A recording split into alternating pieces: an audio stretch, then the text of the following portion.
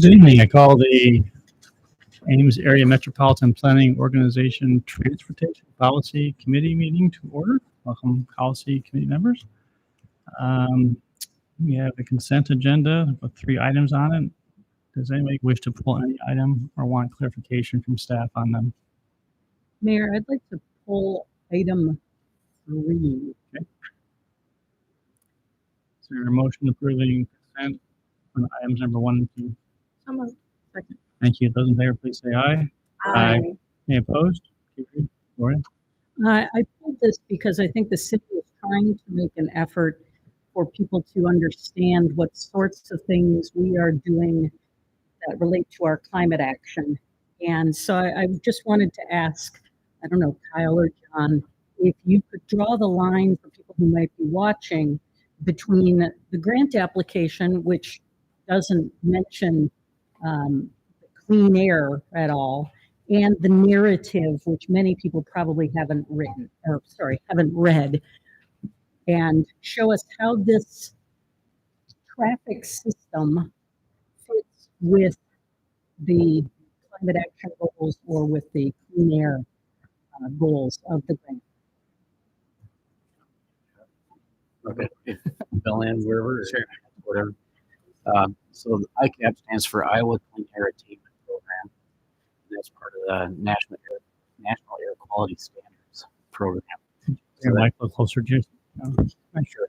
So this grant is awarded to projects that can demonstrate and model that they will lead to improved air quality. So this ITS network application is intended to improve the flow of traffic through town. So there's less stops and starts to make flow more efficient, which then leads to lower emissions and higher air quality standards, which is part of the clean air attainment standards that are part of the grant, and also part of then the climate action plan that the city has. So this leads towards those goals of reducing emissions and leading to higher clean air attainment. Thank you. Your motion. I would move approval. Second. Thank you. Okay, motion, please say aye. Aye. Any opposed? Motion carried. Then item number 4, resolution approving safe streets and roads for all SS4A grant agreement with the US DOT. Kyle? Yeah, so last year on December 13th, our MPO was awarded $100,000 in SS4A discretionary grant funding. This funding was awarded for our MPO to develop a comprehensive safety action plan. That plan will be developed in coordination with our long-range transportation plan, which is being called Ames Connect 2050, due to the potential for shared data collection and public engagement efforts between the 2 plans. So tonight we're looking for approval of the SS4A grant agreement with the US DOT, and once that grant agreement is approved and executed, the MPO and its consultant can immediately begin work on developing the safety action plan, because a professional services agreement with the consultant was previously approved by MPO Policy Committee as well as Ames City Council, contingent on the execution of this grant agreement. So once the grant agreement is executed, the consultant can begin right away. And then once the safety action plan is complete, local agencies that are part of the MPO can then apply for SS4A implementation grant funding, which could be used to fund transportation safety projects and strategies that are included in the plan. Thank you. Questions? Please. I think it was a recent city council meeting when they approved the bike ped master plan, and in that there were suggested next action steps, and one of those was dealt with the safe routes to school concept.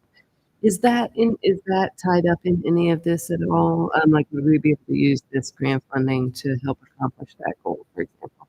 So the safe routes to school in particular won't be a part of the safety action plan, but our MPO is planning to do a safe routes to school specific update within the next couple of years.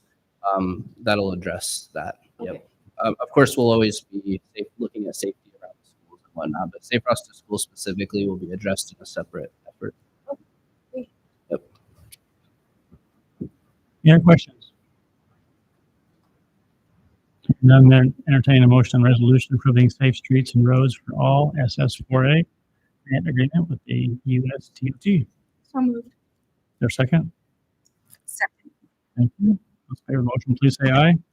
Any opposed? Motion carried. All right. Policy committee comments. Emily, anything from you? No? Not that I can- All right. Brown? Thank you. Anybody else? All right. Entertain a motion to adjourn. Movie adjourn. Second. All right. Those in favor say aye. Aye. We are adjourned. Thank you for coming.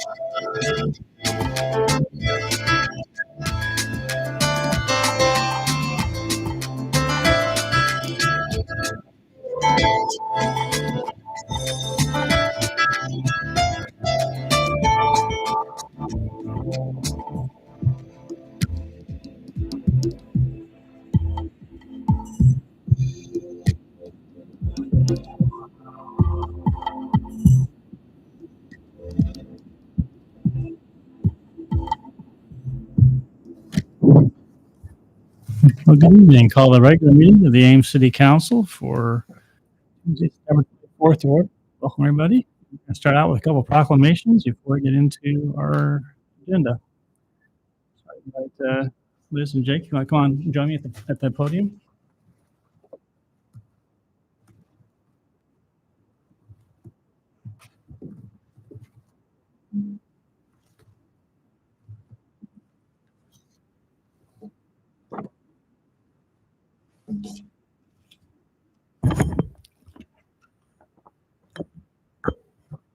Eco Fair Day, whereas this is the 12th year the City of Ames has hosted the Eco Fair, and whereas this sustainability-focused event will provide helpful tips on water conservation, lowering energy consumption, decreasing stormwater runoff, improving water quality, planting pollinator habitat, reducing your carbon footprint, making smart choices for the environment. And whereas the Eco Fair will showcase a broad array of information featuring booths, activities, and displays focusing on how residents can reduce, reuse, recycle, and conserve. And whereas this year's event also features electric and hybrid city fleet, privately owned all-electric vehicle display, Ames Public Library's bookmobile, and whereas the Eco Fair will include energy-saving products and services, conservation information, and displays about the City of Ames's EcoSmart programs, which include energy, water, watersheds, and trash, and whereas vendors and organizations from around the community and Iowa State University will also be participating in the event. Therefore, I, John A. Ayla, Mayor of the City of Ames, Iowa, do hereby proclaim Saturday, September 28th, 2024, as Eco Fair Day. Eco Fair Day will be held in the west parking lot of City Hall, 515 Clark. The event is free, open to the public from 9 a.m. to 1 p.m.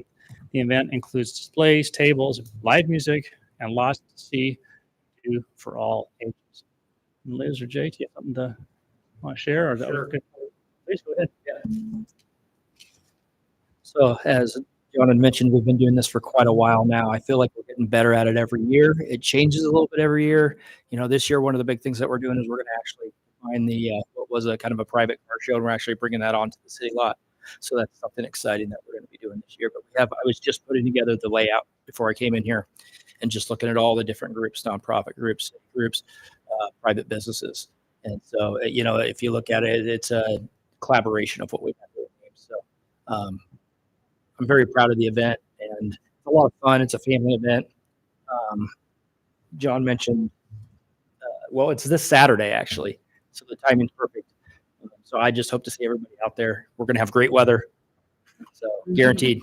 So, all right. Well, thank you. All right. Yeah.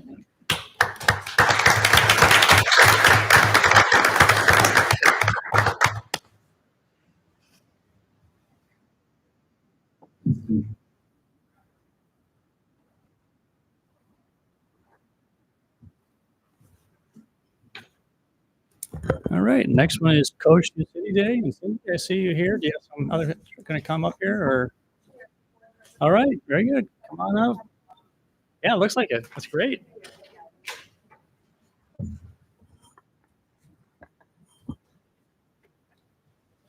Come on up.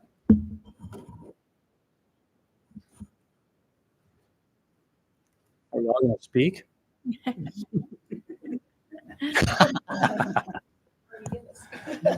5 minutes. Koshu City Day. Whereas the city of Ames, Iowa proudly recognizes a strong international relationship with Koshu City, Japan through a vibrant sister city partnership that promotes mutual understanding, friendship, and cultural exchange. And whereas the city of Ames is honored to welcome a youth delegation from Koshu City during the week of October 15th, 2024, fostering goodwill, shared experiences, and educational opportunities between the youth of both cities. And whereas this visit signifies the continued commitment of Ames and Koshu City to building lasting ties that promote cultural appreciation, global citizenship, collaboration on an international scale, and business opportunities. And whereas the residents of Ames recognize the value of this enduring relationship and celebrate the rich traditions, culture, and spirit of the people of Koshu City, Japan, with whom we share a strong and lasting bond. Therefore, I, John A. Halen, Mayor of the City of Ames, Iowa, do hereby proclaim October 15th, 2024 as Koshu City Day in the City of Ames, and encourage all residents to join in celebrating our friendship with Koshu City and extending a warm welcome to the youth delegation visiting our community. And you have a few things to share? Can you introduce yourself? Okay. Thank you. My name is Carla McCollum, and I am the new president of Ames International Partner Cities Association. And we have our past president, Cindy Hicks, here, as well as our delegation that went to Japan, and our vice president back there with Marina. And we have our youth delegation along with Katrina Williams that took the delegation to Japan. And so hopefully I'll keep my remarks really short, so maybe if you can say them can say about their experience. Thank you, Mayor Halo, for this proclamation. It's an honor to accept it on behalf of Ames International Partner Cities Association. For over 30 years, our partner city relationships have been a source of cultural exchange, collaboration, and mutual growth. Through these connections, we've built lasting friendships that have bridged continents, fostered greater understanding, and enriched our community in ways that we can all be proud of. Our partnerships are more than symbolic. They allow us to share knowledge, art, education, and innovation with our friends around the world. Whether it's student exchanges, cultural delegations, or economic collaborations, these relationships help us to see the world in a more interconnected way. Now we're excited to be welcoming 20 students, 5 adults that are visiting Ames from our partner city in Japan on October 14th through the 19th. We hope to show them the same hospitality that they showed these students here back in July. Wonderful visit. People of Ames can help us as we have a great need of host families for the students while they're staying in Ames for these 5 days. I want to extend on behalf of Ames International Partner Cities Association our heartfelt gratitude to everyone who's been involved in making these partnerships thrive, from our volunteers to our city officials and educators. This proclamation is a recognition of everyone's hard work and commitment. As we look to the future, I'm excited about the opportunities and initiatives we'll continue to build together. Together, we're showing Ames that it's not just a local community, but a global one. Thank you again for this honor. Michaela, thank you so much, and we look forward to continuing this important work with all of you. Why don't you explain to the host family what the host family needs to do? Parents have some need for the claim. Yeah. For the host family, it will be limited time with the students, so we hope that's an incentive as well. We're really looking for bedrooms for the students. We have them throughout the day and into the evenings, most evenings. We have drop-off points. We have a van that will be picking everybody up. And so we only have 6 host families, and we're in the need of 20. And again, we're providing now breakfast might be something you might leave out something for them for breakfast. But most of the time, I think the rest of it, we have all the meals taken care of. And it really is bedrooms that we're in need of. I do believe we're okay with 2 students staying in the same house because in case there is a language deficiency between any of the students, and there's somebody else there that can back them up. And just for the comfort of the students, as long as they have separate bedrooms, we're fine with people who students too. We're trying to keep it as low maintenance for the host families. And again, if we have somebody that would provide rooms for them, that would be great. They were so generous with our students here, and it provided such fun homes for them as well. But again, it's limited time, and we're hoping to make sure that we don't inconvenience anyone. Can you give us the dates again? Sorry? Can you give us the dates again? Yes, October 14th through the 19th. So they will arrive on Sunday, and they will leave Friday morning. They have a really early morning flight. So, and they get in the afternoon. So you wouldn't be afternoon. So just be the evening on Sunday, and then we have a schedule packed out Monday through Thursday for throughout the day and throughout the evening for most of the evening. So. And if people were interested, how would they contact you? So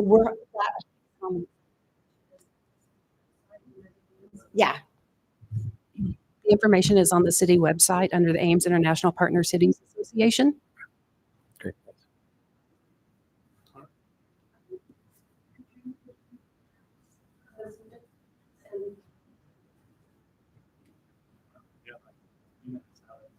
Okay, 1.5. So with that said, I want to share my time with the great students that we took that I would tell you is the most diverse group of global scholars that went over. I was pleased to take the opportunity to share with them from a virtual lens. We did that in 2022 at the onset of the pandemic. So I am grateful for that work virtually, and then now summer 2024. So you have a portion of 11 young people that went to Japan in July.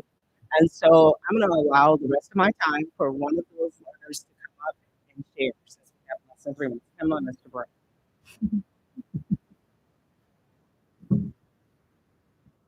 I had an amazing time in Koshu City, Japan this summer. I learned lots of new things about the Japanese people, culture, and language. It was an experience that I will remember for the rest of my life. I loved my host family, and they treated me like family. They always made food for me when I was hungry. They wrote in English and Japanese so I could understand what they were saying. And every evening when I got home, they had a bath prepared for me. And my host mom also spent the week painting a watercolor portrait of me. Some of the things I enjoyed the most during my time in Koshu City was visiting a theme park called Fujikyu Highland and riding a roller coaster called Zakon. Visiting Enzan Kita Junior High School and participated in their classes and made bento boxes and became the best peaches I've ever tasted at a peach orchard. The one thing I wish I could have done is spend more time with my host family and got to know them more. The partnership between Ames and Kosher City is like no other, and I'm honored to have been a part of it. Thank you.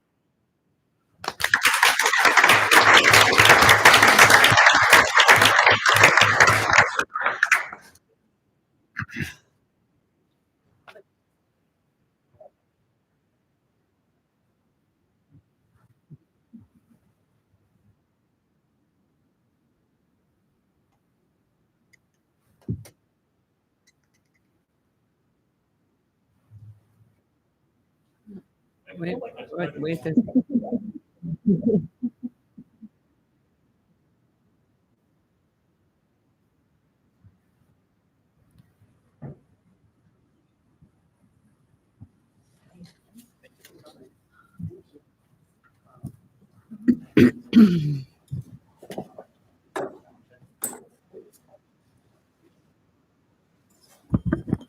Council, I will say that I attended the annual dinner, and heard all 11 students speak, and each one were as eloquent as this young gentleman was, and is really very impactful. And thank you to the sponsors that went over. You did a great job, and you put a lot of time into it, and you've been a great partner. So, and thanks to the parents who are supportive, and I do encourage the community and council, if you can help out with some accommodations, I think you will be richly blessed by having them stay with you. So.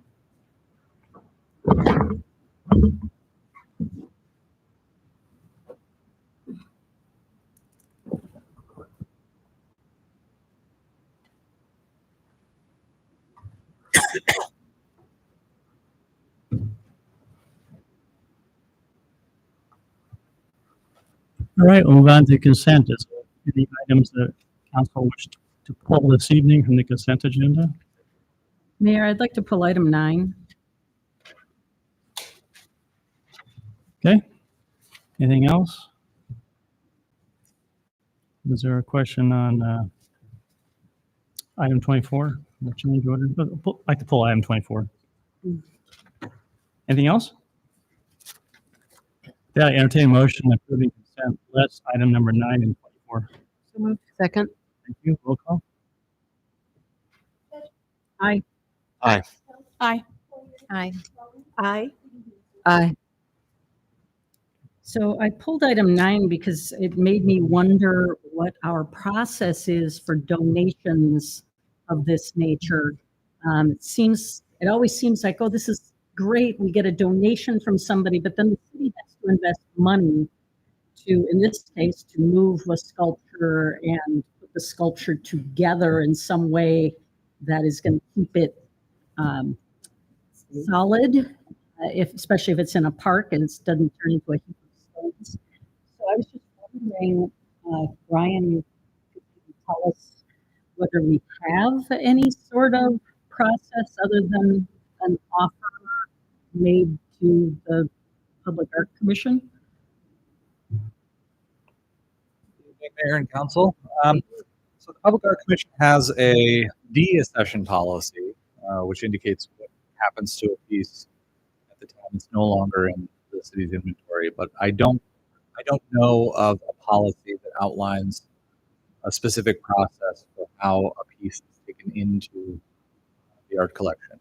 So there are some annual processes that we have used where through the Ames Annual Outdoor Sculpture Exhibition, for example, to purchase sculptures and other works and bring them into the collection. Outside of sculptures, the Public Art Commission has identified pieces through, for example, the Black Arts and Music Festival. A couple of years ago, they identified 3 pieces that they wanted to put into the City Hall art collection. But I don't believe that there is a written specific policy for how to evaluate what piece to recommend for accession. And do we have a policy for deciding what's going to go into the art show? Into the Ames Annual Outdoor Yes. Sculpture Exhibition. There is an application process for that. Mhm. So there's a call for artists that's issued, and artists that have simple pieces that meet some general criteria are welcome to apply. And then there is a jury that's selected by PAC members. The jury consists of community members who then make recommendations for the selections and the alternates. But that didn't happen, for example, with this sculpture. No, this piece, I believe, was identified by one of the commissioners as a prospect that she wanted to consider reviewing for an acquisition. And how many acquisitions do we get this way? Is it common for people to donate sculptures to us? Sculptures, other probably not so frequently. I think within the last year, there was a hanging piece that went into the collection. It was donated by an individual who had it, and it was put in City Hall. I would guess it's probably one piece, maybe every 2 or 3 years. Thank you. Is there any provenance or any kind of notable nature of this piece of sculpture? I think that when you procure things, it's usually by a named artist history, and there wasn't anything identified in the council action form indicate other than just someone. It's not that it's not interesting. It's just more or less is it really how do you tease out that? Yeah. So I understand the PAC commissioner who identified this as a potential sculpture to acquire was acquainted with the former property owner at the house where the sculpture sits currently. That property owner sold the house, and the new owners are not interested in keeping it. And I believe the PAC member had some discussion with the previous owner. I had some communication with the new owner about getting the details about the sculpture. The new owner didn't know anything about the history of the sculpture. From doing some research online, looking at Google Street View maps and imagery, things like that, it looks like it was placed in its current location sometime between 2013 and 2022. I don't know whether it existed on the property prior to that in some other location that was out of sight, but it became in its current spot sometime in that period of time. So we don't know who created it, what it's called, but we have the measurements of it and its location, and that's it. What if we said no? What if we said we don't want this? What happens to it? If the council said no, then we would just respond back to the property owner and say, we're not interested, but we appreciate the offer. All the acquisitions and deaccessions of art into the city's art inventory are made by the council. So it would be your decision. So could a motion be made that the council's not interested unless provenance or significance or some kind of history could be provided by the Public Art Commission that would justify acquiring? Otherwise, just open up a door for other people who have things in their yard and say, I'd like to. I'm trying to be respectful. I mean, I think it's actually a pretty cool little sculpture, but the point is that if there's something of significance, is that something that the city wants to get into the process of accepting what's known, except for the fact that someone had on the property? I was just curious about that. If the council adopted a motion like that, I could certainly convey that to the commission and ask them to decide if they want to investigate this further and if that's possible, and decide whether they want to proceed. Well, it might help set a standard or an expectation that people come. If there's no really background, they would know, well, council's not necessarily going to be receptive to that. If there is, then you could take consideration of that and express appreciation. Sure. If there's no further questions, I'd entertain a motion on this item. If that's a possibility, I would move that we return to the Public Art Commission and say we are not interested in the sculpture unless there can be some provenance produced that suggests that this is worth investing city money in preserving it in a park. Is there a second? Second. All right. So if you have the motion, say aye. Aye. Aye. Any opposed? Motion carried. Thank you. Thanks, Brian. Council, I just pulled item number 24. This is regarding change orders for the plaza. And it was not really a question about the current one, but on the agenda, or on the list of change orders, it shows up that a previous change order was approved, which included frost prevention, frost prevention under ice, and or I think there was some question or not, and Mark, you comment on this. There was a question whether this was betterment, and or was it something that should have been provided, and council really shouldn't have had to pay for it. Just I wanted to disclose that before you could help add some back. It's already been approved and signed, so Right, it's right. So there was some question about whether it was a betterment, something that added value to the property, or whether it was something that should have been done in the first place, which is what we maintained. Confluence said that they viewed it as a betterment, that it wasn't something that clearly should have been done in the first place. So we were, I think we each expressed our opinions to each other on that. But the city took the position that it was not a betterment, that it really was something that should have been done. I don't know if Corey wants to add anything to that. So yeah, and I think the keep leaving my close to you. Thank you. This discussion went to, I believe Confluence felt that this was an issue that moved forward. We would have to discuss their extra fees for work they did, like the redesign of the water system. So I believe at that time we decided to move forward. So again, it's not a question of whether or not you can undo it. It's just more or less Right. making sure that we understand, we close the loop on that item. So Right. I think just define what betterment is. A betterment is just adding something to the project that gives value to it. So That wasn't included in the original. right. All right. Thank you, gentlemen. Okay. So the amount is relatively small in the big scheme of this project, but I would point out, there is correctly, that we're down the contingency down to $16,736. So there's still some work to go here on this project. Should we start being nervous about the remaining contingency?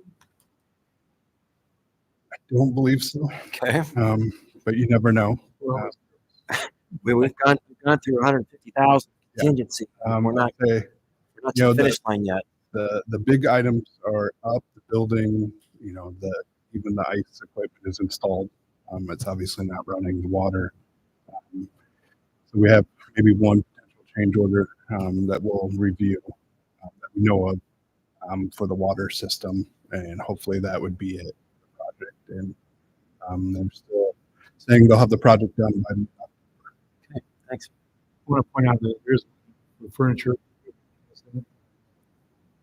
150-something thousand dollars. We haven't.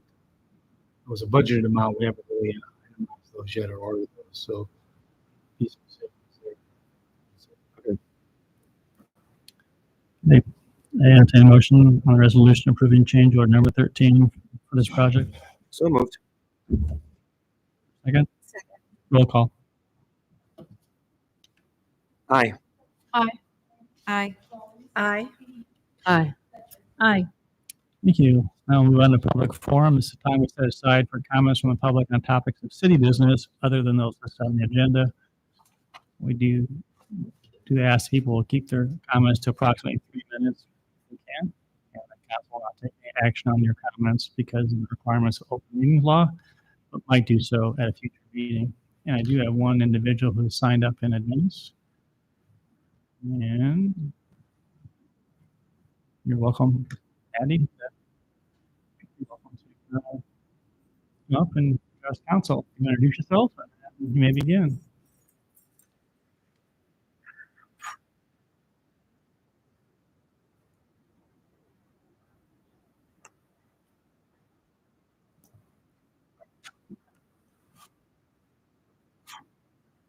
Good evening. My name is Matty Nasutis. I wish this is my first appearance before the council. I wish it was a more happier one, but it wasn't. I've been in communication with all of you. I was a volunteer at the Pride Fest event a couple weeks ago. It was a wonderful event, but it had terrible security. It actually had no security. I talked to many people there. Some of the other volunteers were equally upset. One of them told me, people hate us out there. There was no physical security. There was no police security. This council had noticed from the FBI and Homeland Security that there was a general terror threat across the nation, and it's also been in social media against LGBTQ events. Other communities have taken action to protect these events. You did not. You ignored them. Your special events committee apparently did nothing, as far as I know. I was when I volunteered there, we were given no security precautions. Again, we saw no police walkthroughs. There was no physical barriers. Now, I approached the council and I got feedback from some of the council members. One of them said that it was not the responsibility of this council because it was a private event and not city sponsored.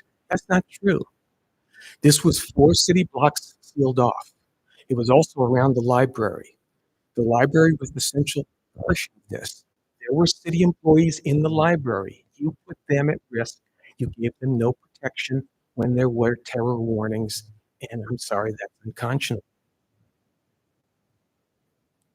I have been investigating why the city took no action, nor did it require action from the event organizers. And I found something very interesting, possibly disturbing.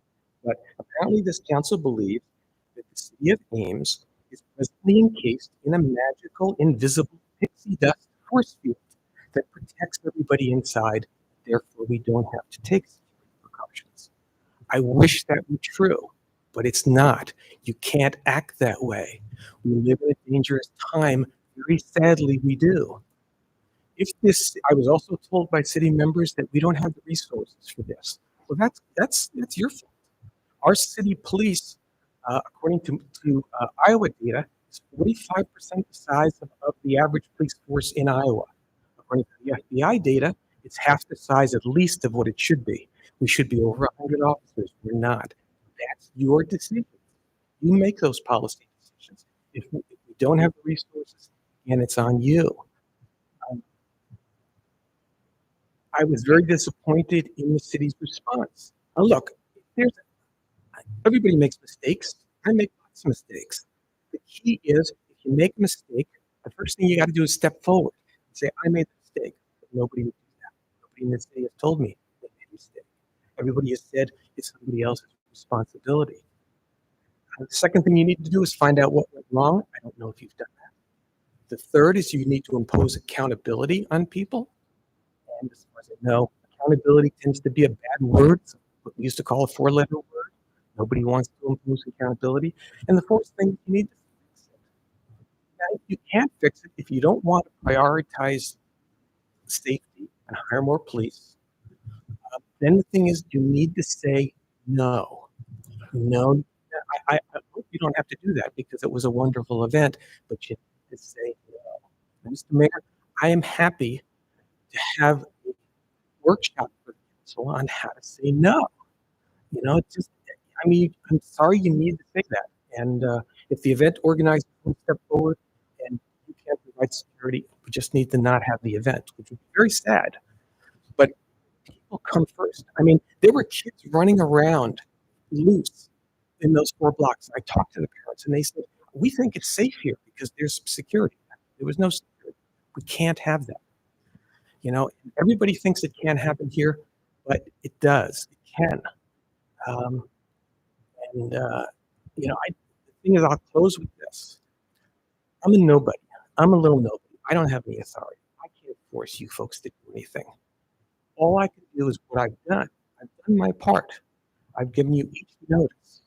You can't, if there's a future event tomorrow in our schools, or it's at Planned Parenthood, or with Jewish groups, or the gay community, which are target groups, you can't say you didn't have notice. I've given you written notice, and I've come here and I've given you this.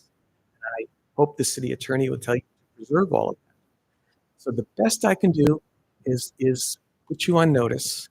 So that maybe, the first thing that happens in a mass casualty event is the victims' families hire lawyers, and they sue the city and they sue the council. And I'm sorry, I hate to be the bad person here, but you now have liability. It must be put you on notice. If you don't do anything, again, then it's up to an Ames jury to decide what to do. But I'm sad that we have to be that way. But I've seen so many people hurt. I was in the military and I've seen people killed. And we just can't have that here. So, Thank you. Council, this is the first time I've ever done this, but he has made some assertions with, I believe, warrants a follow-up. I've asked Chief Huff to come up and address some of the things, and I would say that I do not agree with the assertion that we think there's a pixie dust encircling our community. We take security extremely seriously. We've had some tragedies that have occurred in this community, and I think that we are fully supportive of our police force, and we know that the challenges have been in terms of trying to hire and get the full force as well. But this is not going to be a he said, she said, but I think that there are some things that are important for our community to hear in terms of what efforts were taken to communicate in regards to safety or public safety. So if you want to just offer some. Sure. Events like this always go through the special events committee. So that's a group from across different city departments that look at the planning of any event like this to make sure they're done so safely for a lot of reasons. You know, making sure that if there's going to be any food trucks that they're set up appropriately. All those things are important as well. So submitted to the city were emergency plans that we looked through and seemed appropriate for the event. Obviously, our staff knew that the event was going on, and there was some extra patrol done around the area. There was one walkthrough of the event, but the organizers didn't ask for anything more than that. They didn't ask. They could have asked to hire a police officer for the event if they had wanted to. They didn't do so, which is probably fine. While there are, I get the same information sent to me that a lot of you might. There was a generalized warning about potential nationwide, but locally, we were not aware of any specific threats in the Ames area or anyone involved with this event. And we worked really closely with the organizers to make sure they're comfortable as well. So nothing was communicated to us of concern. I believe they've got a track record of about 12 years of pretty successful events in the downtown area.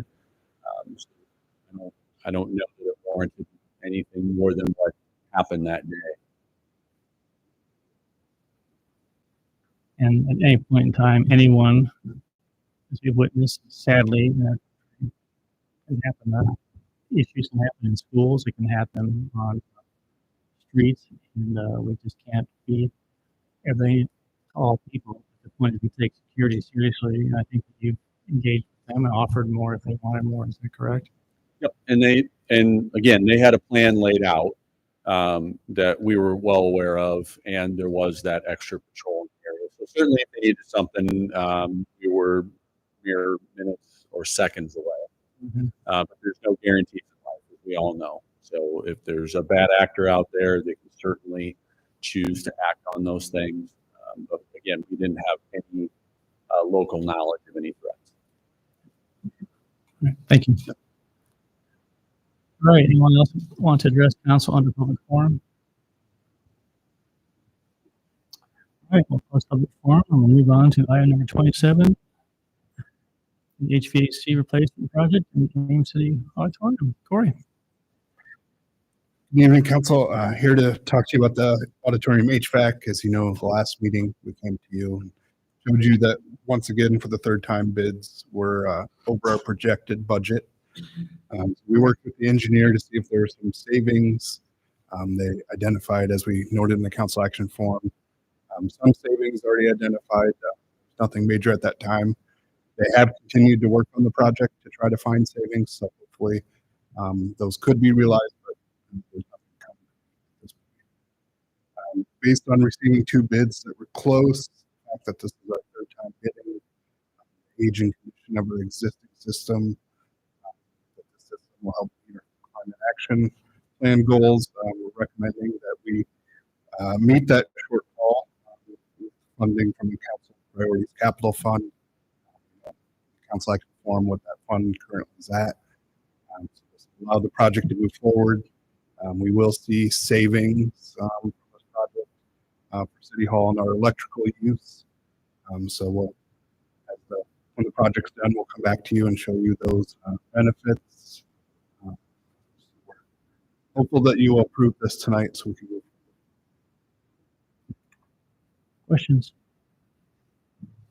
Correct. I don't want to go too far in the weeds on this, but when there's a pretty significant disparity between the bids and the engineer's estimate, is it customary to go back to the engineer and ask them to put a fresh set of eyes on the estimate to see if perhaps they missed something? Yes, and they did. They worked with the little bidder and got their prices for kind of piping, equipment, things like that to see where those busts were. So they did identify those, and then they talked to the contractor about that. So one of the items they showed was piping was significantly higher than they estimated. So they did go through that process with the low bidder. Okay, thanks. Other questions?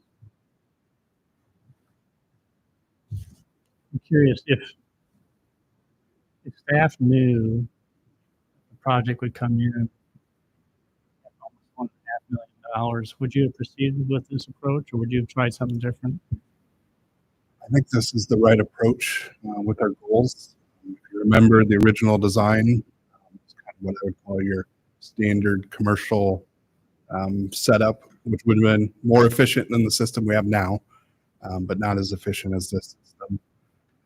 It would have used natural gas, which this system will not.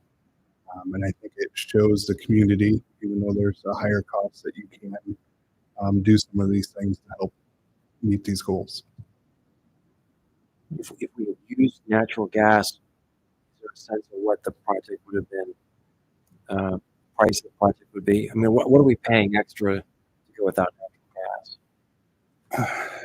We'd have to have them break it down, but I think the original estimate was that going to the system, but obviously that was based on the old estimate that wasn't correct. So how much of that is, you'd have to look at the estimates and figure out versus the actual bid. I think at that time it was 150 to 200,000 to go to this heat pump system. And so it's not just getting rid of natural gas. This will actually use a heat pump that will tie into the loop for all the 160 heat pumps in City Hall. And during the winter, especially because the auditorium will be using heat, we'll be able to use that hot water and not have to run our electric boilers. Thanks. And if we get 86 years worth out of this new system, we'll be doing pretty well. Isn't some of the system we've got now is 86 years old? Yes, the heating portion of the auditorium is from the original 1938. So the same fan and radiators have been in use. It's probably wishful thinking. But, any other questions? All right, open public comment. Anyone that wants to address council on this topic? Seeing none, public comment. Entertaining a motion on resolution approving final plan and specifications, awarding a contract to Mechanical Comfort Inc. of Ames, Iowa, in the amount of $1,430. Would that be 100? I'm sorry, 1,400,000. 1 million. 400. 1,430,000. Thank you. So My moved. tongue's not working tonight. Thank you. Second. Roll call.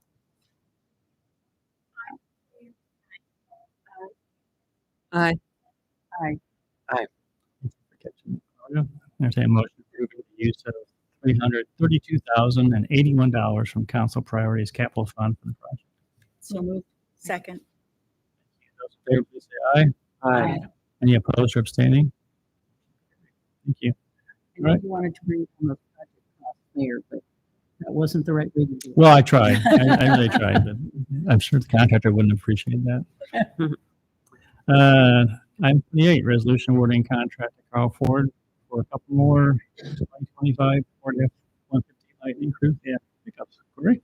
Yes, We were also at the last meeting with this as well. We were approached by one department and talked to another department, and they expressed interest in Ford Lightnings and that would meet their needs. So we discussed with Carl Ford. They agreed to keep the pricing to add these 2 additional units.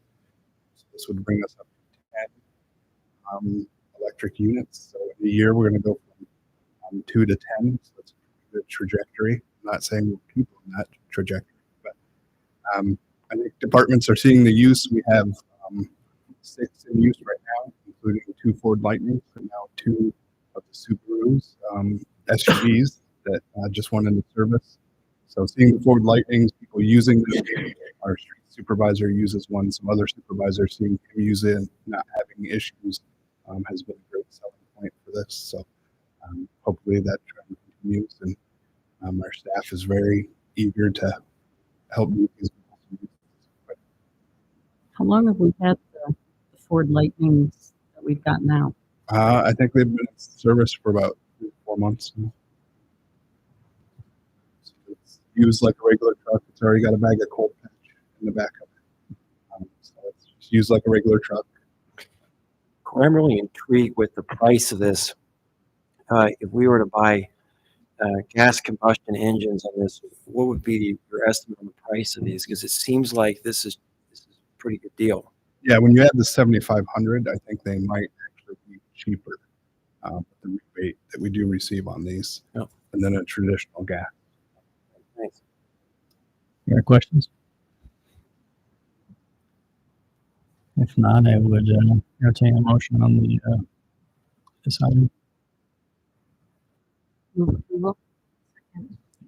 Roll call. Aye. Aye. Aye. Aye. Aye. Aye. Thank you, Corey. Move on to item number 29. Keith?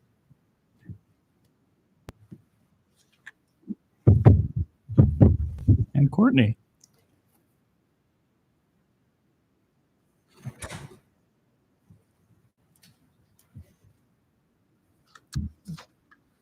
Council. So back in February, council directed staff to construct 1 mini pitch court at Lloyd Kurtz Park, purpose for futsal, which is high-level summary for soccer, small-sided soccer. Council also directed staff to proceed with funding the project with the initial funding that was provided through general fund savings, but in addition to capital improvement project savings that the Parks and Recreation as well. Staff initial estimate did classify this project as a public improvement, and so that did require staff to go out and get engineered stamp drawings for this project. So we did partner with Clapsaddle and Clapsaddle Garber Associates for survey work, but also the engineer services to produce those plans and specifications. With our work with Clapsaddle Garber Associates CGA, they did provide an engineer's cost estimate, which was higher than what staff had initially anticipated for the project based on our communications with other communities that had installed mini pitch courts. With that, we did find other project savings with recently completed projects that if bids came back in line with that engineer cost estimate, that we would be able to cover any shortfall if necessary. But reasoning we're here presenting tonight to council is for those plans and specifications to get approved so we can take this project out to bid and have a more realistic approach and financial detail to provide back to council when we come back for consideration of award of those bids. So with that, as our next steps and with the public support for this project, is the city manager's recommendation to adopt alternative 1, approving plans and specifications for the mini pitch court at Lloyd Kurtz and setting October 23rd, 2024 as the bid due date and November 12th, 2024 as the date of public hearing and award. I'd be happy to answer any questions. Thanks, Courtney. Questions? I just have a question about the funding. So when we saw this in February, we had 150,000 set aside, but we thought it was going to be 186, and now it's nearly 380,000. So I'm wondering about, can we go back to that Kick It Forward group and see about funding from them now? I mean, the reason we didn't pursue that at the time was it was going to add 6 to 9 months to the time frame. But we're already that far out again, and I'm just worried about mounting costs there. So anyway, that's my question. Is it worth it at all to go back to that organization for any funding, rather than things are tight here. We have a lot of projects, a lot of parks projects coming up. Anyway, that's my question. So I always do that. Again, they're going to come in and they're going to go into the community and try to fundraise the money, which they had mentioned to us 6 to 9 months with it. So if they don't come in and they don't raise the funds, or the costs do come in higher, what they say, we really missed the window for bidding the project. I think at this point, staff would recommend let's bid the project and see what we do get, for bids. We're talking October 23rd. At that time, we could bring back what the bids are. There's multiple bid packages that we're bidding. It could come in very favorable, less than what the CGA has estimated. So I think at this point, staff would say, let's bid it and see what it comes in at. And if it is way over, then we can always look at that as an option. I think staff could have conversations forward and see if what they gave us back in February is still accurate, Sure. or maybe their costs have gone up as well. Yeah, I mean, that's my main question, I guess, but that makes sense if you think we should bid now to see what the cost would be. That makes some sense in case it comes in under what we're I think right now this is if we put this bid out now for work next spring, it generally does give us a pretty good bidding climate. And because at that point, or at this point, the companies that are not full of work right now, they'll be looking for their sort of work for next spring. Now, what do you guys think? Any thoughts? Amber, I know you've been able to project you're interested in that organization. Do you know much about how that would work, or? Yeah, I guess I'm just wondering why the cost is so high. I know of a mini pitch that's being built later this month, early next month. That's about more than half of what this cost is, or less than half. Yeah. And I guess just in my experience in working with Kicking Forward on many pitches around the state, none of them are anywhere close to this price. And I would say too, with Kick It Forward, they would not only they do the fundraising, but they also contract to do the installation for the project as well. And so that would be obviously different from our purchasing requirements. And so with us having, stamped engineered drawings and then put it out to bid, that could potentially result in different funding and open it up to more people to potentially bid the project than just the one that Kick It Forward works with. Yeah, I guess I would just be curious on how the bids come back in terms of itemizing things, because the modular system is a fixed cost. Doesn't matter where you put it, if it goes in Ames, if it goes in Newton or anywhere, that price by Musco is the same for everyone. So, yeah, I guess I'm just wondering where all the various costs come into play. I know how much a mini pitch costs. And I think, with it, because Musco does have their set cost. Yeah. And we do think that they're going to come in, with this. And CGA, as they were looking at it, going out and saying, all right, if somebody's going to come in and do the fencing and do this and everything, these are the costs that they're probably going to pay. We really think that Musco's going to come in, and they're going to give us a good price. And then it's just a matter of what we get for bringing the electric to the site and the concrete pad. I think I think those are some of the so good design too. Did they hire an engineer on this one? We did have to hire an engineer. They have to go in there. That's not typically how it works. No. Yeah. So, So that's an additional cost that we had. so Keith, I feel like some of this conversation is causing us to just want to make sure that the engineer's estimate is in the ballpark because, not surprisingly, when the engineer's bid comes out at a certain amount, it gives sort of a target for the bidders. And if our engineering estimate is too high, then we've built in some potential over expense in the project. Do you think there's some merit to having a first set of eyes on the engineering estimate, or you're? Yeah, I would say with the information we have from other communities with the engineer cost estimate, that gives us a range for the project. And with that, it would be what they're seeing from other projects, maybe not specifically mini pitches, but what they're grasping from across all projects. And with that, it would be more telling of what the nature of the bid climate is versus potentially another engineer cost estimate. And I really don't want to get into them, but just to clarify for council, when I think of an engineering estimate, I think about looking at the specs, and these are engineers who have a sense of what labor and material costs. And so I certainly think that looking at comparable properties, that has to be a data point, but it can't be the only data point.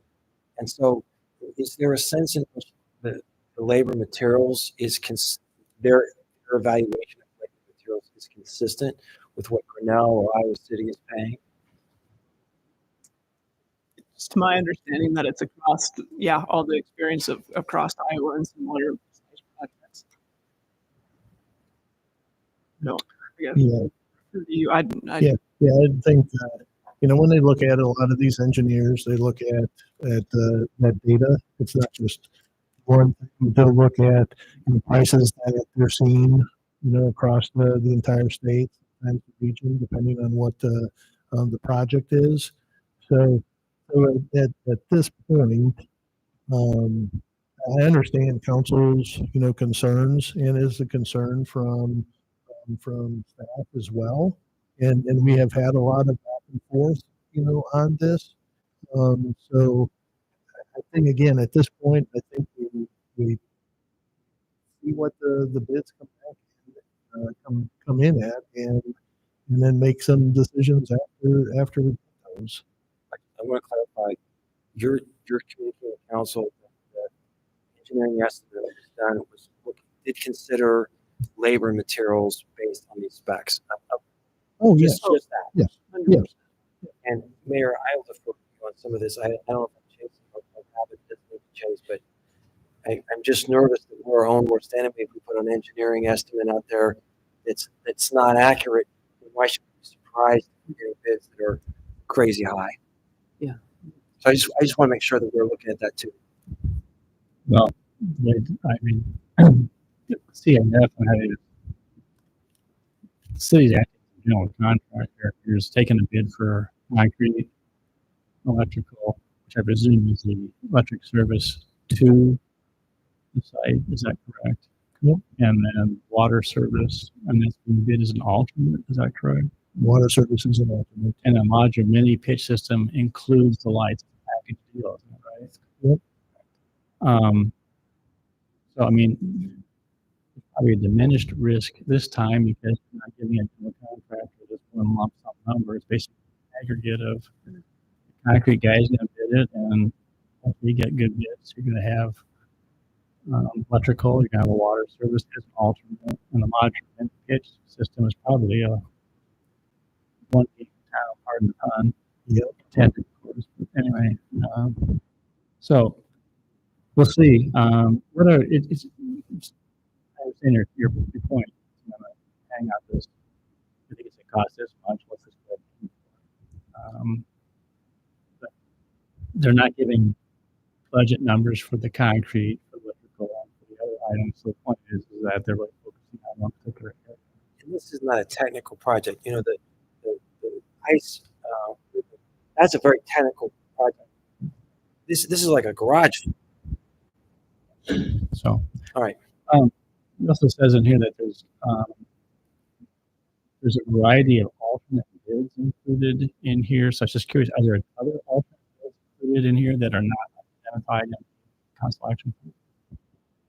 So there were two of them that were identified. One is the water line and the drinking fountain, which Courtney has had conversation with.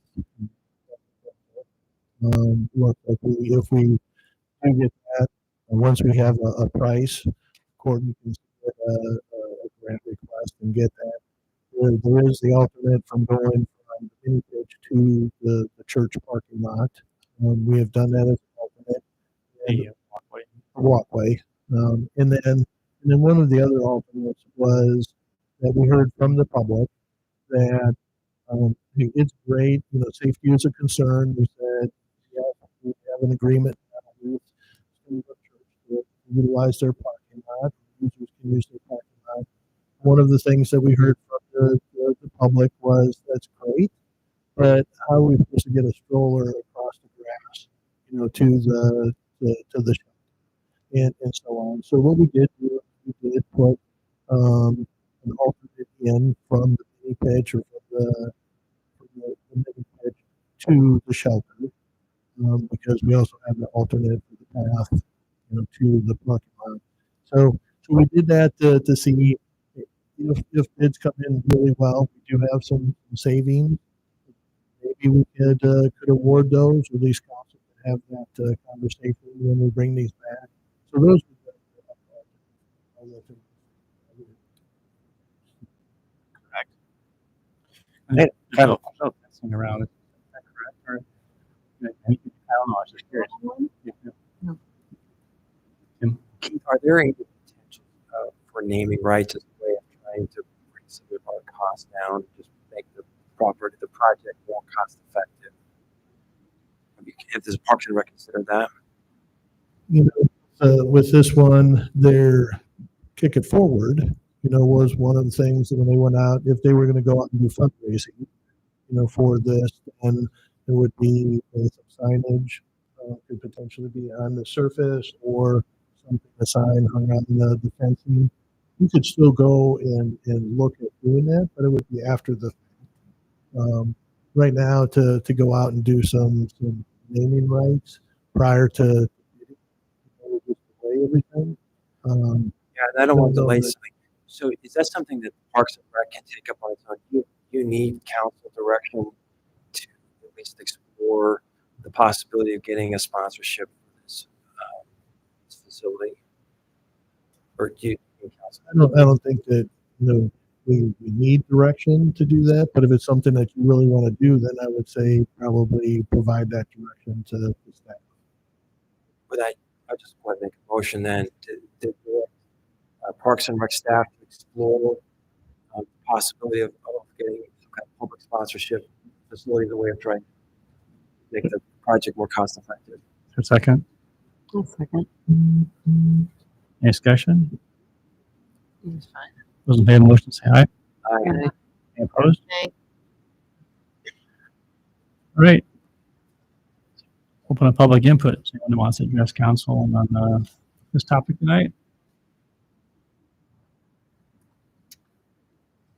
Hearing none, seeing none. Close public comment. Entertain a motion on the item on the agenda. I would move alternative one. Second. Roll call. Aye. Aye. Aye. Aye. Very good. Thank you. Thank you very much. All right, we'll move to item number 30. Request to waive infrastructure requirements for Dayton Bridge subdivision located within rural Story County. Kristen. Evening, thank you.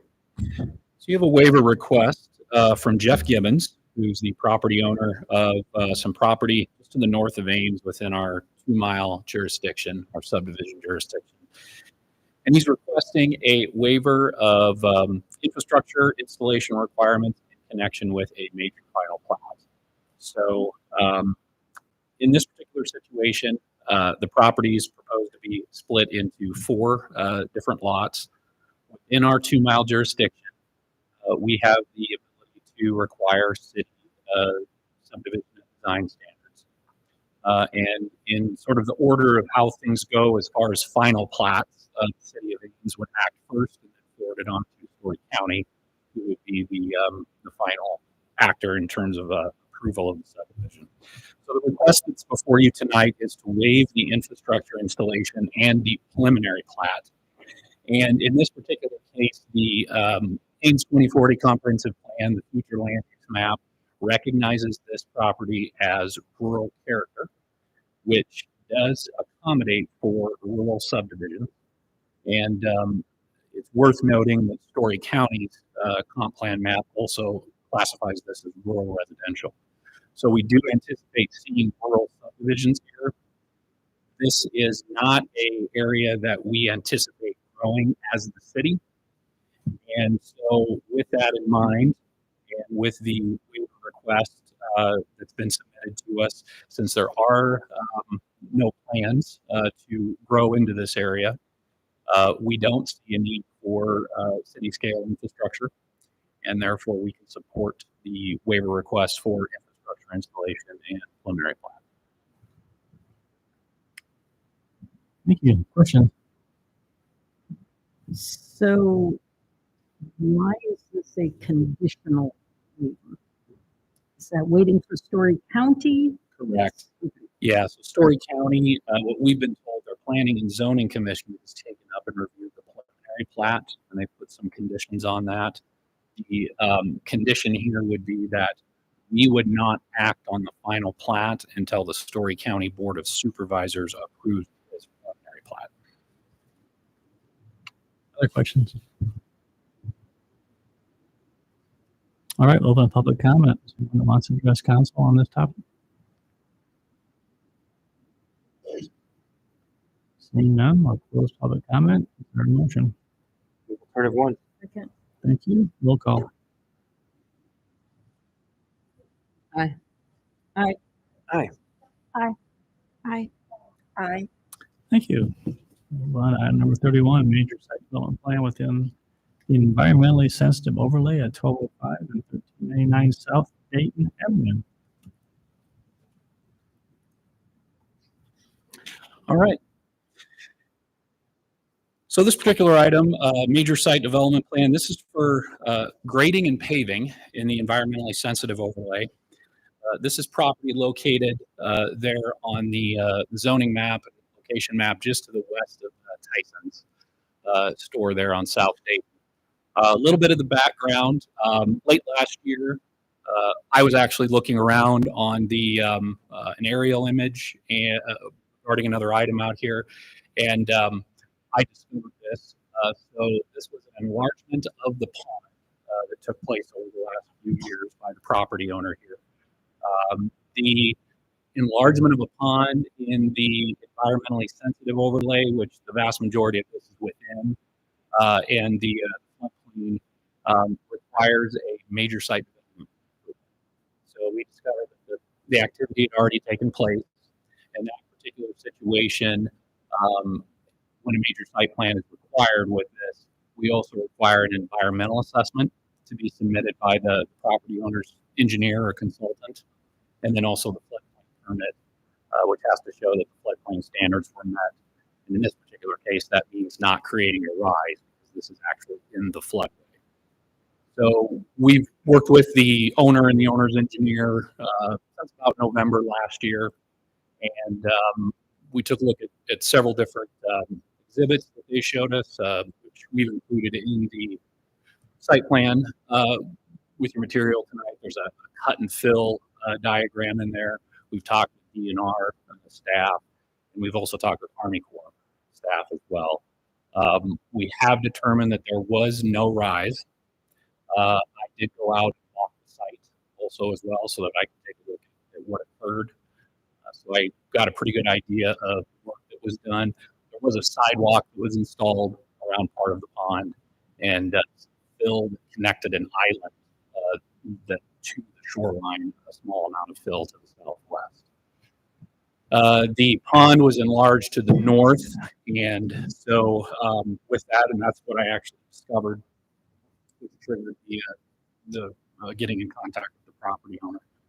That is an extraction of sand or gravel or soil, and so in our floodplain standards and our environmentally sensitive overlay standards, that is what triggers that site development plan and environmental assessment review. The environmental assessment you have there attached indicated that there was no impact to environmental resources. It also indicated there was no damage to any wetland. There was a small kind of biocell that was just raised to the southwest, but there was no damage that was found in the assessment report. And the Army Corps also concurred with that, and they did. The Army Corps did subsequently find that this was not under their jurisdiction. So, based on those findings and the finding of no rise, we were able to find that the floodplain permit could be approved, as well as the environmental assessment analysis. And once we finished our site plan review, we were able to support the approval. Typically, this would be something that we would review a permit for before the work is done, to make sure that there was nothing adverse that could occur. So it was lucky that the work that was done did not create any issues. Questions? I don't love that part about it. I mean, the rest sounds okay. I'm glad they didn't hurt anything. I'm glad it all did work out. But like, can you maybe just talk about what conversations then have occurred so that this doesn't happen again with this particular property or the landowners? Or I mean, have we seen this property before? To my knowledge, as far as any major floodplain activity, not in recent history. This pond was, which we noted there in the report, created in about 2005, the creation of this subdivision for stormwater detention purposes, which it still collects today. So we haven't had anything major though out here recently.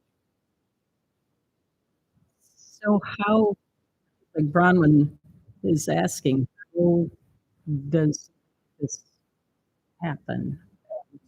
What kind of authority do we have to make it not happen? Are there penalties, or so was there something that should have been applied for that they didn't pay for? Absolutely. So we, when we reached out to the property owner, we informed them that it was it is a violation of the floodplain development ordinance and our zoning for that matter. The way we approached it with the property owner was we informed them, they needed to have gotten a permit first. They need to get a permit in the future before they do any work like this anymore. We did not get to the violation being municipal infraction stage. What we required and that was site plan information and them applying for the permit so that we could review to determine if there was any negative impact or any rise or anything like that.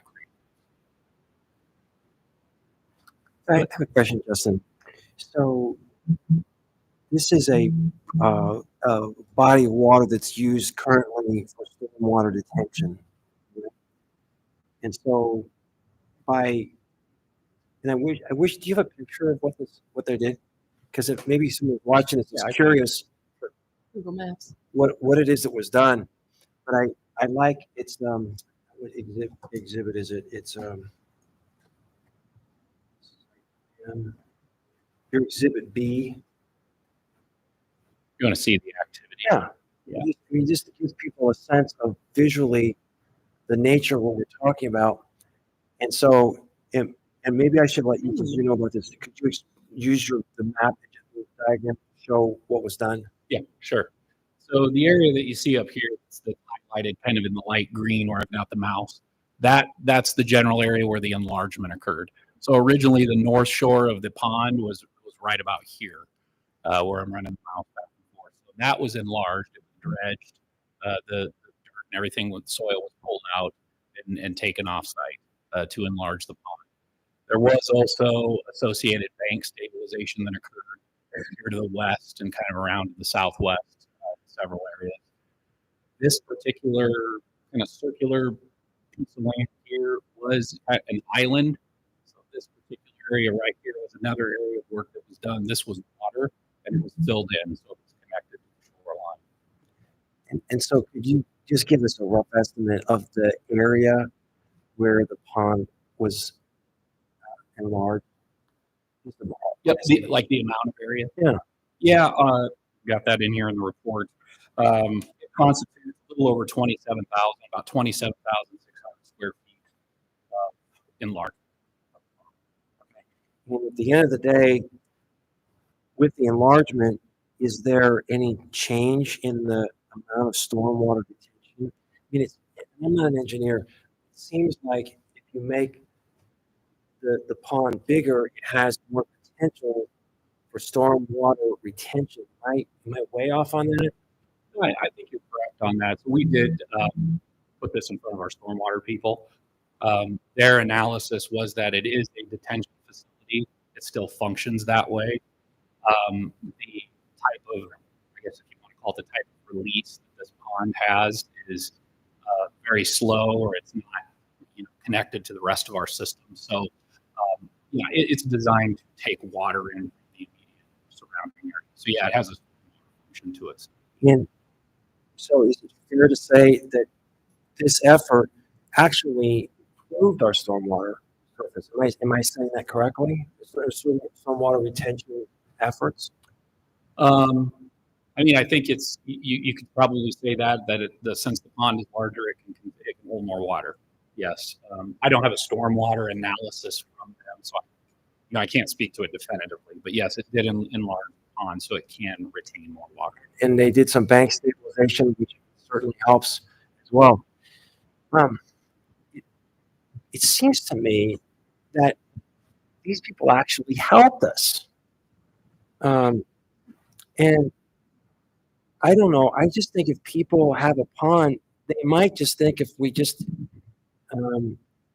expand a little bit, they wouldn't. How would someone necessarily know? I mean, it's not that they were building, new construction there. They were just simply expanding their pond. How would anyone know? I mean, we're talking penalties tonight in a situation where how would anyone know that moving a nominal amount of dirt like that is going to trigger a contact of the Army Corps of Engineers? The engineer that they hired might have known that and might have suggested that to them. It was just says it's an environmentally sensitive overlay on a map. I'm not suggesting I don't think we're talking about slapping a penalty on them. It would have been nice to have been informed. I'm not even saying they did it on purpose either. It's nice to know how we're educating sorts of things in the future, I think.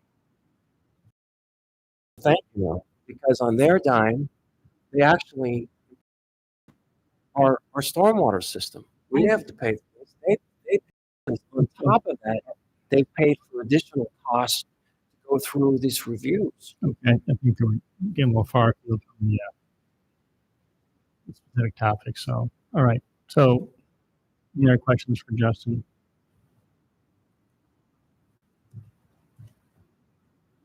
I just want to know, is there anyone in the federal level? I mean, we got stung along Highway Creek.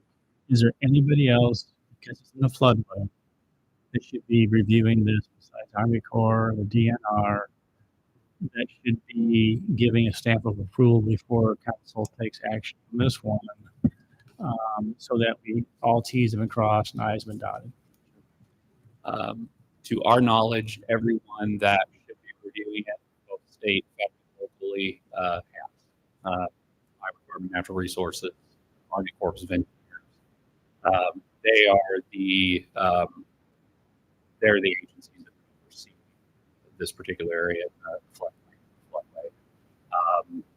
I know that what you're referring to. We don't believe there's any other federal regulation or federal agency that would have any jurisdiction or authority. So yeah, we're comfortable that everyone's reviewed.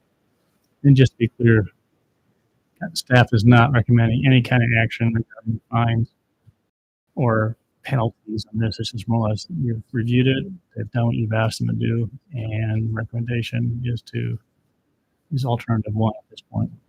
Thank you. I open a public comment. I see Scott. Here's address council. You're welcome to introduce yourself, Scott, and proceed. Scott Renault, representing Dave Wheelock, the owner. So the excavation was done by PCI, and they used that dirt to build Grand Avenue. They actually obtained a permit because you are under an Iowa Department of Transportation contract with that. So they did an Iowa DOT permit for it. They did not know they needed to do the other permit. So they had told Dave that they were doing the permit for the excavation, and he assumed that was being taken care of. Okay. So, so then the bank stabilization is, as Tim mentioned, deciding to keep erosion in the pond and fix things. It does get damaged when it's flooded because water comes up from the river, goes into it, and typically does erosion. The other items, let's see, small dock put in there. The requirements for that is it doesn't float away and it is secured. It was done before I ever got there. I'll talk about the bike trail separately. What was the other item? 5 items. You've got the fill to the. Oh, the fill to the island. That's actually well below the pond level, and that was so they could maintain the on the island as well. So that tree had died and some other stuff had done. He's actually planted several thousand trees out there. So really the only item at the end of the day that was maybe of any concern was the bike trail, and all he did was grade it off and then built the walking trail or bike trail or whatever. It's 10 feet wide. Dave had surgery, couldn't walk out there normal, so he tricked Monday. So, and so that's what we did the no rise for. The no rise really didn't apply to the rest of the stuff because that was all below the floodplain level, and so there's no reason for it. That's kind of how we got here, but it wasn't an effort to circumvent the rules. He just thought that that was done, and then the other stuff he looked at is just minor stuff that he was doing. So, okay. Scott, did you say, oh, sorry, did you say PCI got the permit from the DOT? For the so the excavation? DOT has a borrow, when you get a borrow, they don't specify where you get the dirt from for a project. So they have a procedure that you go through with that. So there's actually a specific permit. And actually, I just got that yesterday because Dave finally remembered that he had this conversation, and PCI finally sent it to him, and I gave it to Justin, so he has it. But so the DOT has requirements for that. So they do kind of an elementary environmental survey on that, but really what they focus on is the archaeology part. They actually PCI hired somebody to do an archaeology survey of the site and whatnot. So it's just a little bit different requirements, kind of the same thing. So, well, thanks for being here to explain it. That helps a lot. Yeah, it's not I mean, Dave wakes up one day and decides I'm going to build a bike trail. Like, I don't necessarily always think about ramifications. It really didn't have any effect on anything. And as it's a nice pond. Yeah, it's a nice pond and whatnot.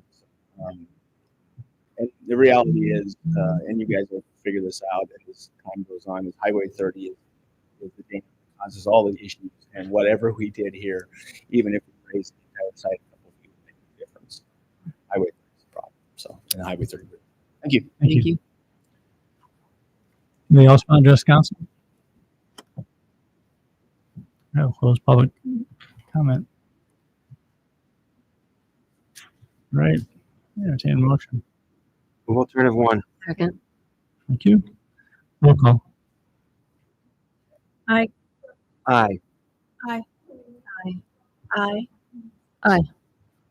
Thank you. Thank you, Justin. We'll move on to item number 32, hearing on first amendment to the FY 24-25 adopted budget.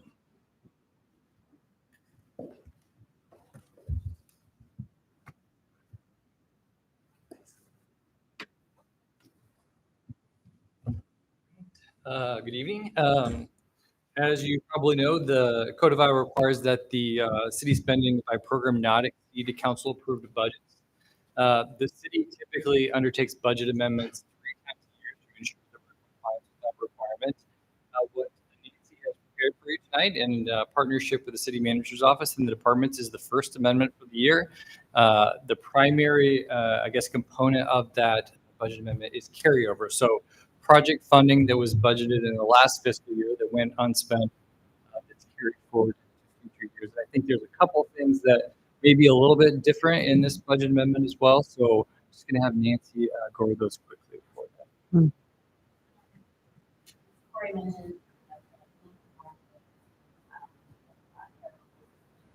Improvement projects from fiscal year 23-24. We do have two kind of unusual things that were here that were also included in the final amendment we did last year. The first is how we're allocating general government services out to, especially to the utilities and some of the other enterprise and internal service funds.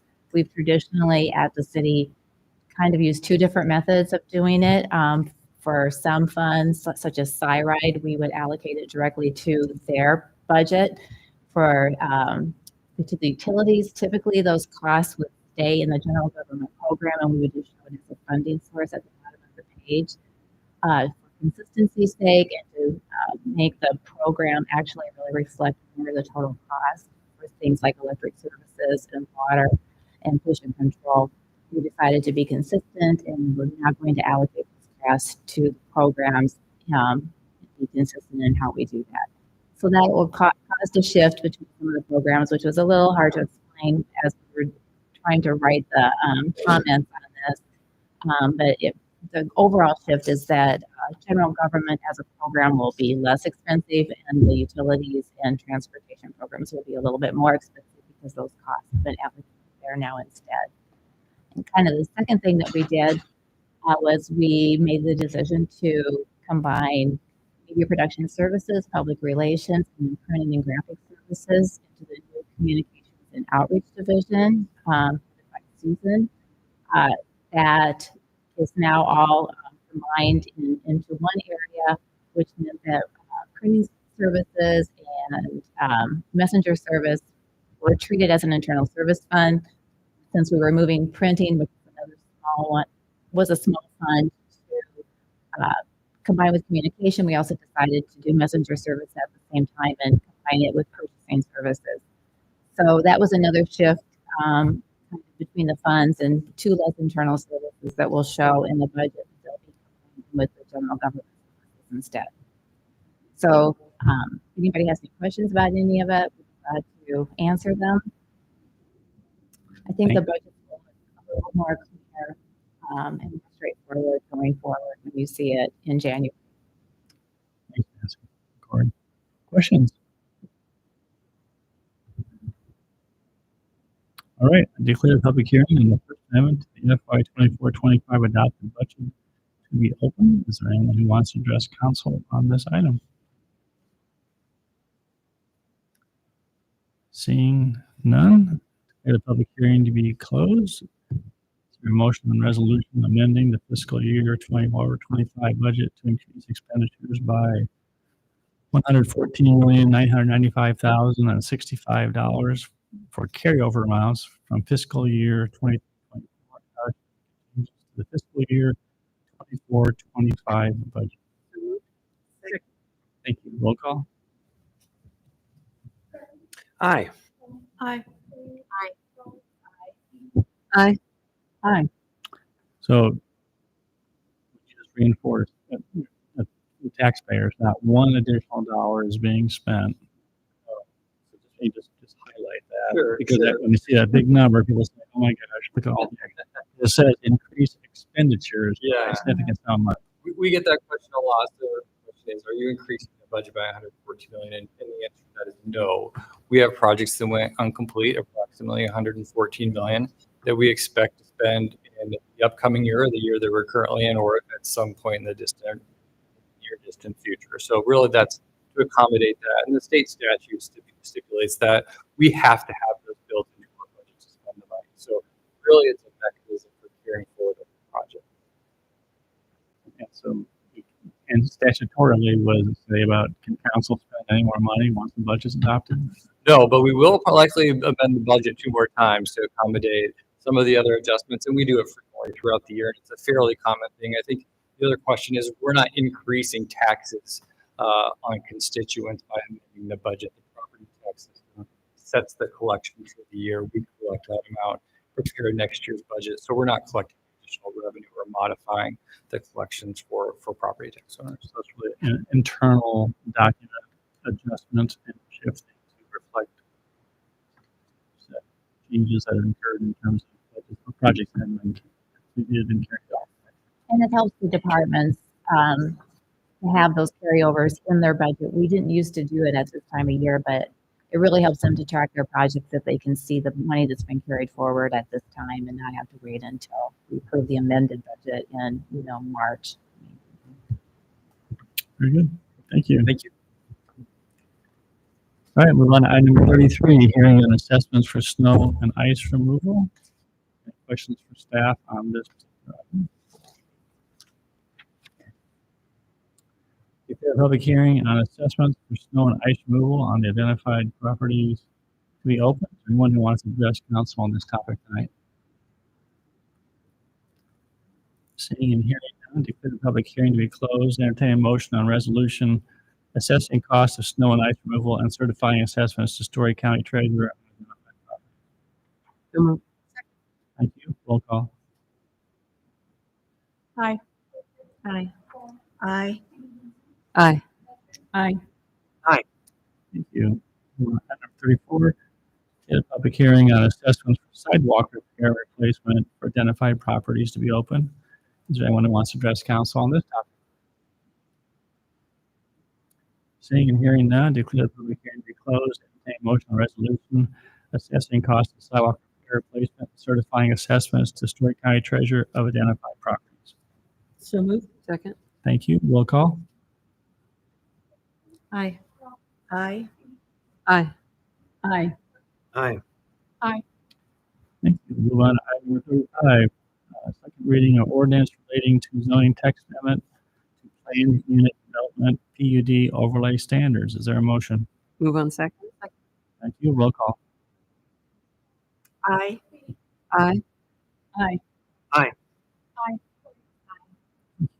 Contain a motion on third reading and adoption of ordinance number 4539 relating to zoning text amendment to amend the exception standards for the downtown service center TSC zoning.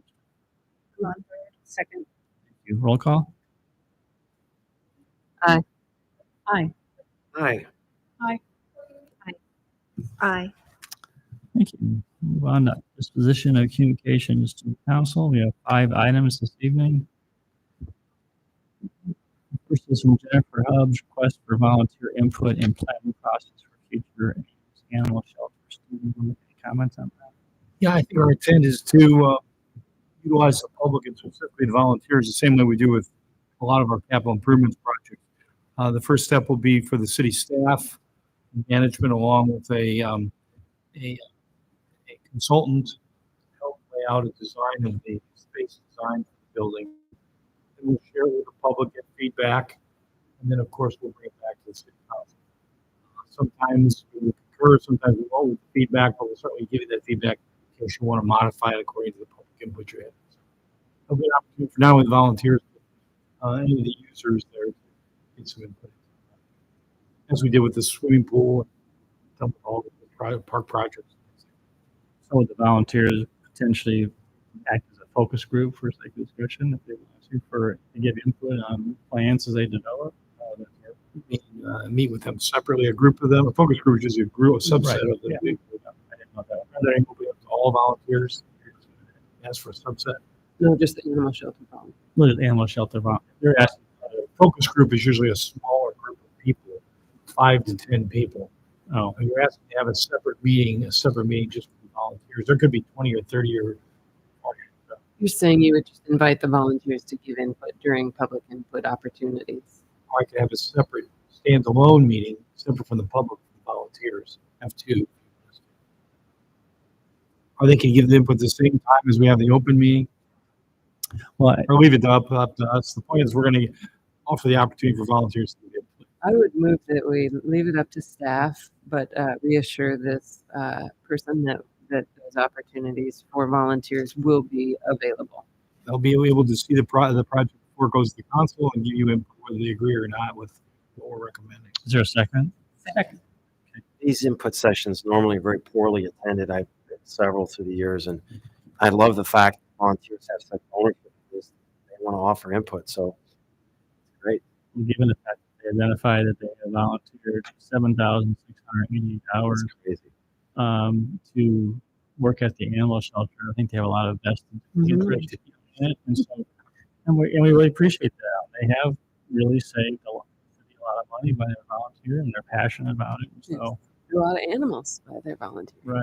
So it's our respect and gratitude for the work by. So I think just acknowledging that, just saying thank you very much. We're going to make sure that you have an opportunity. But they had actually, the way it was asked was that they wanted to be reaching out,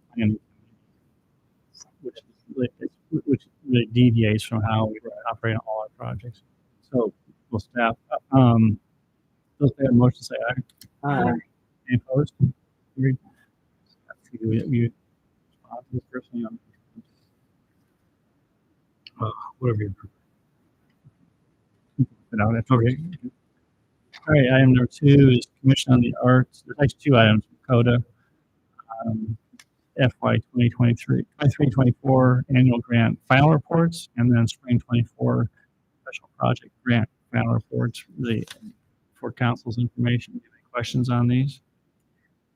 I just wanted to thank staff for doing this. I think it gives us a good summary of what was done as well as numbers so that we have some idea of the impact. So thank you. Item number 4, our email from Nat Weiss regarding 24th Street sidewalk. We already have would know, as I was talking to John Jenner, and I visited with John before the meeting. The project at 24th is ridiculous railroad crossing. Been waiting for 10 years for this. And again, just in case people didn't pick up on this, the UPS charged us an extra $50,000. Yes. No, You need to be careful on that one. Yeah. Thanks for clarifying that. So it was delayed. But I talked to John Joyner tonight. He assured me that this is on for early October. But I did respond to Mr. Weiss earlier. Okay. So we don't have to respond. No. Thanks for following up on that. And then last is email from Brian Heenan, some sites, hot scooters regarding ride share, electric scooter business.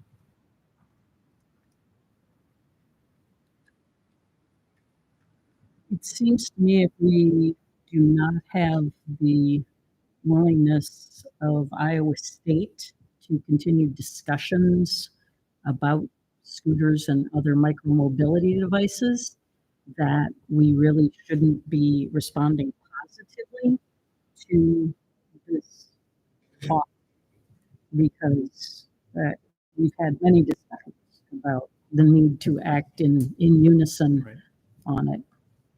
And the scooters would not be allowed to go on sidewalks that will take them between buildings. Basically, all over campus, you're not supposed to use those electric scooters or anything. You're supposed to walk like all of that.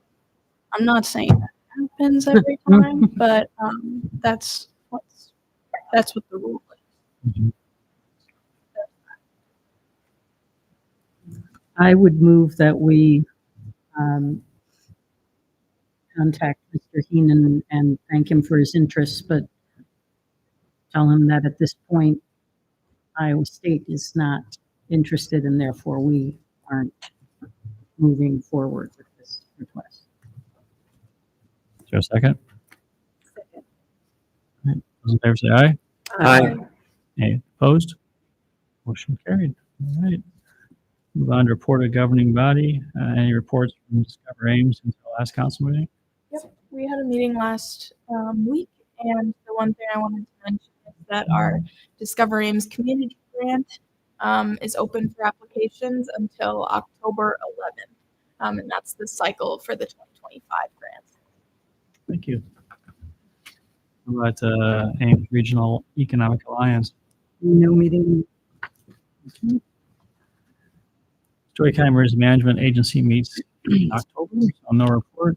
Transit. Any report? Well, we did have a meeting. I think it was quick. We had to do it. We had to fit it in a short amount of time. But the thing I thought was interesting was the requests for service that we got. We had a number of people there requesting service, both for the research park to increase the service that's happening down there, and Ryman Gardens, which doesn't have its own service currently. And now that their lot is renovated, they would be able to have a bus pull through. But the cost of every single additional route that we add is just really something we need to stop and think about, especially given our funding challenges, given Iowa State's funding challenges. Anyway, so that I think we'll hear more about that at future community meetings, but that is always just a delicate balance. So that was my takeaway. Emily, you said on that too. Is that right? Yep. You have anything you want to add to what Brown has shared from a student perspective? I think not at this moment. I'll be doing some crash course sessions with Barb before some of our meetings, so I can serve the community the best I can, with the most knowledge. So I'll probably have more in the future, but at the moment, I think we've got it covered. So I would ask you not use the word crash. oh yeah, that is a really How about We're a little sensitive about that around here. maybe you could say educational or updates or yeah. illumination, but not crash. Yes. Yeah. Yeah. No more of that. Just kidding. All right. We knew you meant. All right. Council comments. Gloria, we'll start with you tonight. I had the opportunity to attend the VIP reception at 60 Forward, and Bronwyn was there. I don't know that anybody else made it, but it's an exciting new facility. The dedication will be on September 28th. But Parks and Recreation has a lovely new weight room there, and there's also the opportunity for a multi-purpose room there. And I think it would be a really good addition to Parks and Recreation's programming facilities. And there's also a duck-in bowling alley if you happen to be 60 years and older and using the facility. That is not Parks and Rec, but it's lovely. Did you say there's a dedication? Well, they have T-shirts that say dedication on them. So This Saturday, 10 a.m.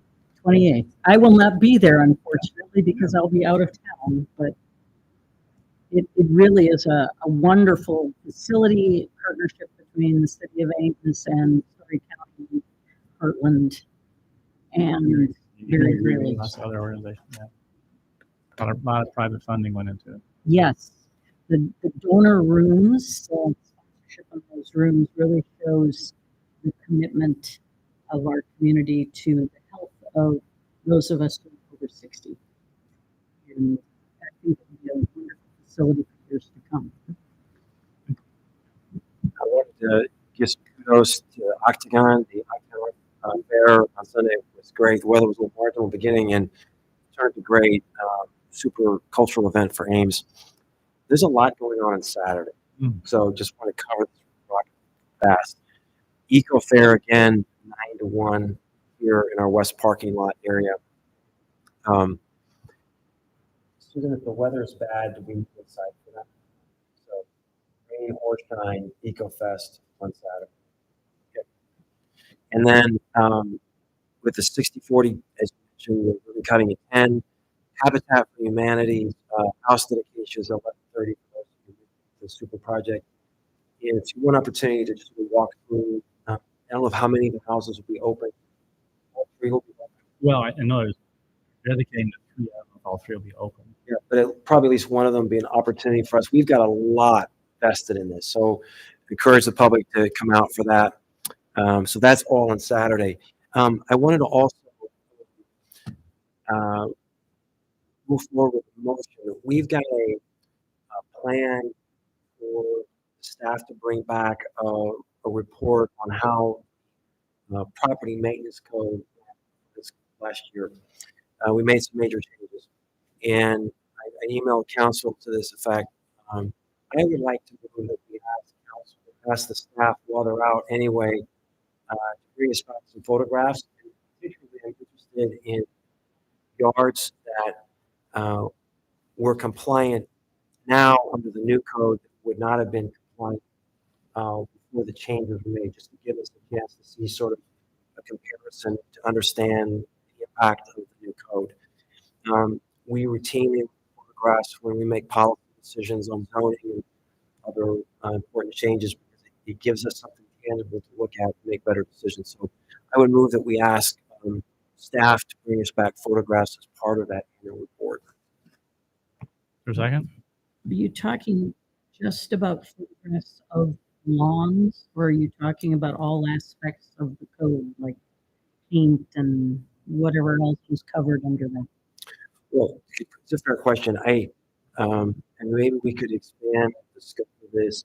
I think it was the situation with we made a major change with respect to the way yard maintenance was done. It's had significant impact on neighborhoods. And so if there are other aspects of that, I think that could be expanded, but I'm looking specifically at yards.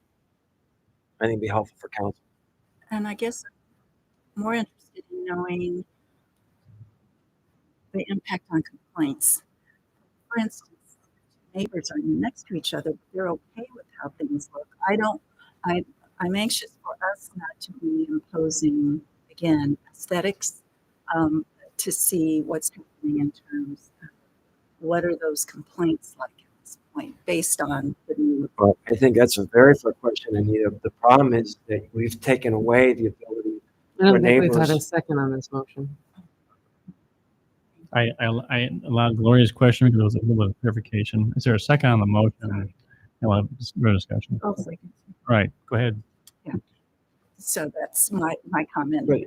I'm more interested in knowing because even though it's my sense that if people do want to complain, they will still make a call, even if they don't realize that things have changed. And so I would be anxious to know what's that data like. I think that's fair. I think all of those are components of our review.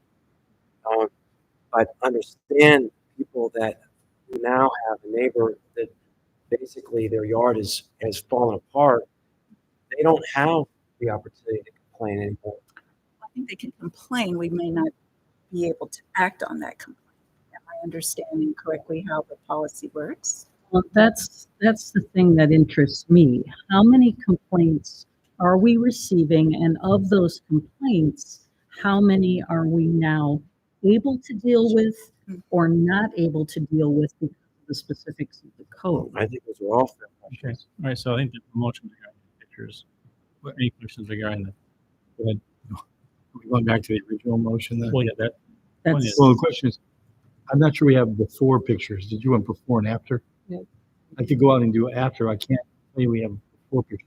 Oh, no, we try to prove the ones that the property maintenance code didn't allow us to deal with. Let's see pictures of those. Is that what you're asking for? Correct. The ones that are now in compliance with our code that would not have been. We didn't have a code before. Yeah, we didn't have anything on some of the. Well, so that's also fair, Bronwyn.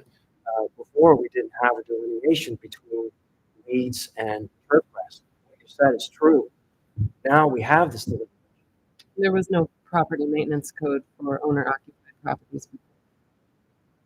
If people let their grass or weeds grow, then the city had the ability to come out.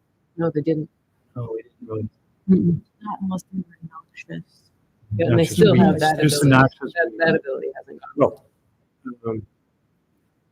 So I think the pictures would be helpful to look at yards now that I think are evidence of this plan. If you're not clear, I'm happy to clarify. Yeah. I think I'm clear, but again, You just want pictures of non-compliant yards?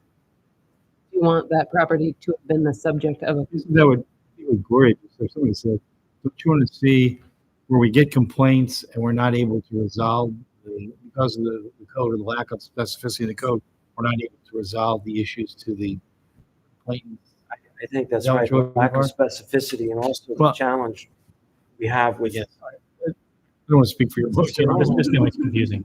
What was the motion, please? Read the motion.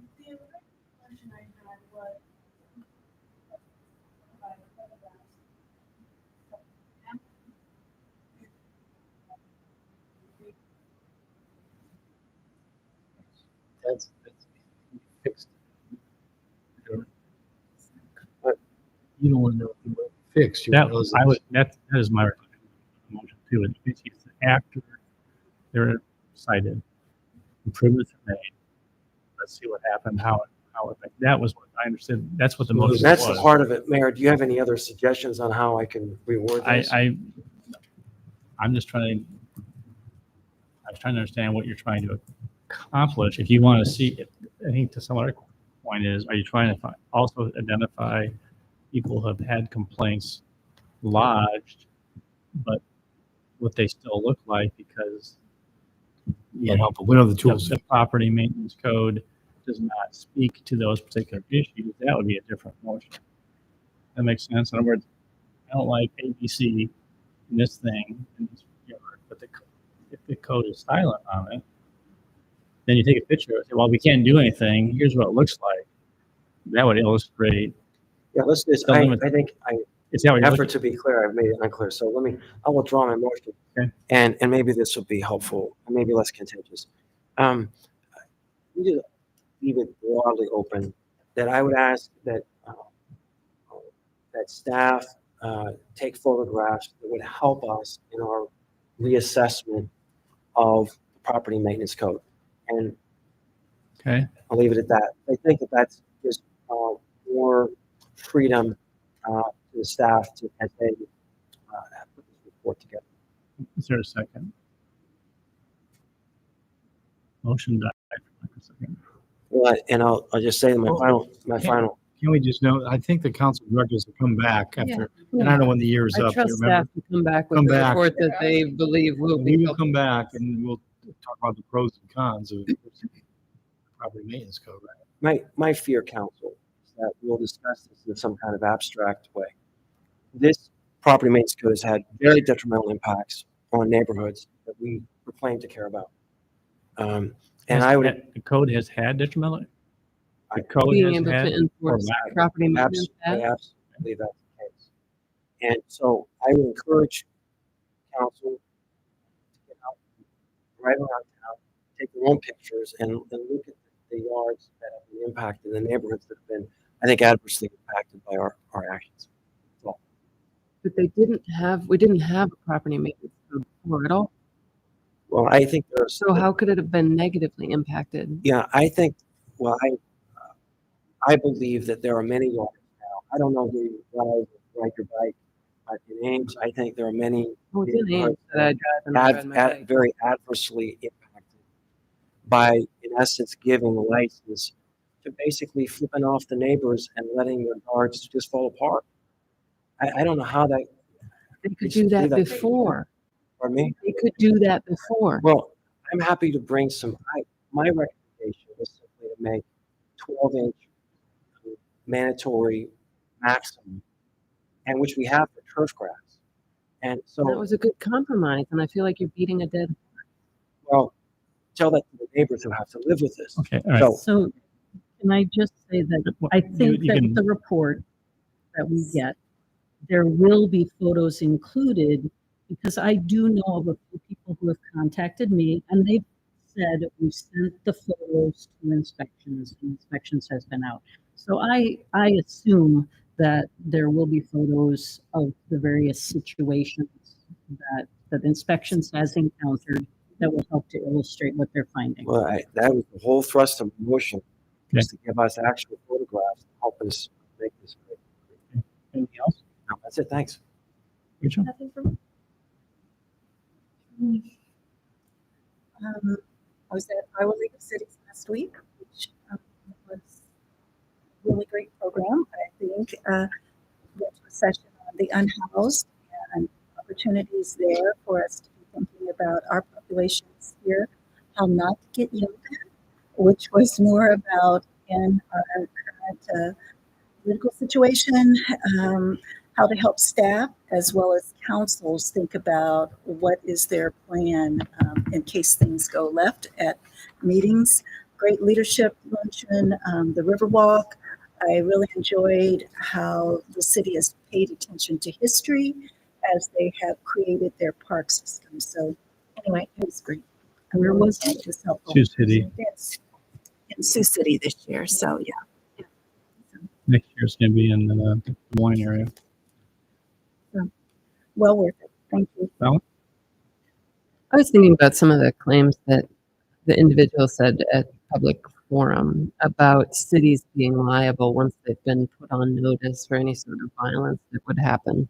And I was wondering if we might ask the city attorney for a response, either right now on our written response on that in terms of what is a city's liability for a terror event or a mass casualty related event, and does that liability, how does it change given being put on notice by a citizen in this instance versus like a real credible threat? So I would like to move that we just get a Let's memo see, on that. Mark, can you answer that question because it was talked about on the forum, or do you need to have come back in a memo? Okay. All right. Great.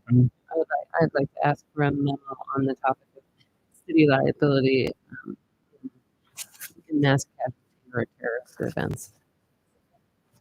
Those in favor say aye. Aye. Any opposed? Okay. Anything else? No. Emily?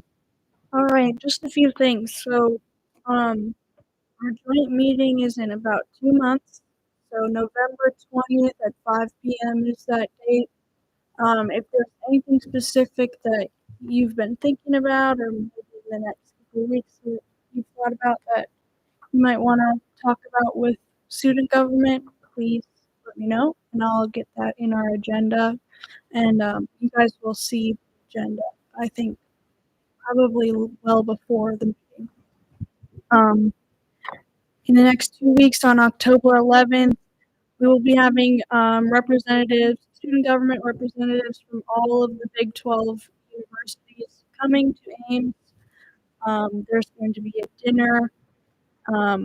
This is the first time, I heard this for the first time today, so I'll send an email. Well, I knew about the Big 12 thing, but I'll send you an email later on. But we were wondering if maybe you would want to speak to the students at all. Well, I'll have more information tomorrow. Oh, how good I was is compared to their university. Yeah, Okay, well, that's I'm what happy I to do thought. that. I was like, Yeah. tell them how great we are. Maybe talk me up a little bit. Sure. You can do that. I do have my locations for trash can manager. But yeah, so a few emails will be coming through in the next couple weeks from me, just so you all know. So Emily, I'll throw just an idea out as we're brainstorming, but we've been working at trying to expand our recycling and composting efforts, and it'd be really interesting to know from students if they have some practical suggestions of ways we can move the needle on. Helpful. Perfect. I will talk to our sustainability committee about if they have any ideas, and then we're going to try and get some more input from the students in the next couple of weeks about just a general number of things. So, yep. Cool. Thanks. Yeah. You can send me an email in terms of the time and location and what we can make about what you want to talk about. Yep. Besides the brag session. Yeah. The events director will come tomorrow. Okay, good. Thank you. All right.